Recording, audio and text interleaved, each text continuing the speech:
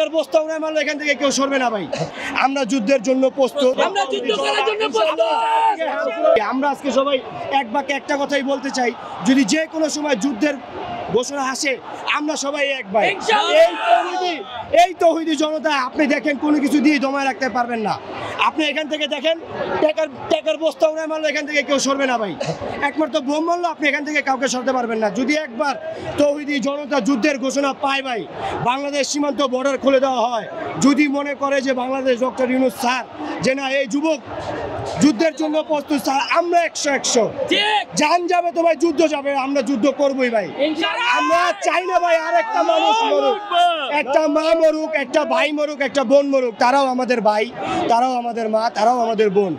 আমরা যুদ্ধের জন্য প্রস্তুত।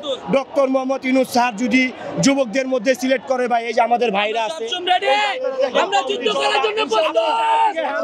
বলবেন সবাই এক বাক্যে যুদ্ধের জন্য রেডি ভাই।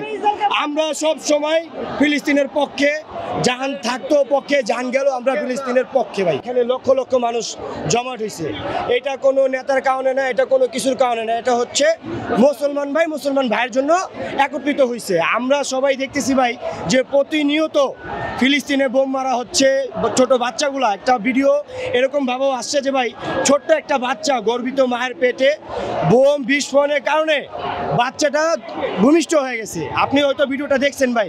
এই ভিডিওটা দেখার পর ভাই এমন কোনো মুসলমান ভাই নাই যে না কাঁদছে ভাই। আমরা সবাই আজকে একত্রিত হওয়ার কারণ হচ্ছে এটা ভাই, আমরা কোনো বোম চাই না, আমরা কোনো ঝগড়া বিবাদ চাই না। এই ইসরায়েল আপনি দেখেন একটা সময় এদের কোনো অস্তিত্ব ছিল না, তাদের উপরে দয়া করে মায়া করে তাদেরকে একটু আশ্রয় দেওয়া হয়েছে।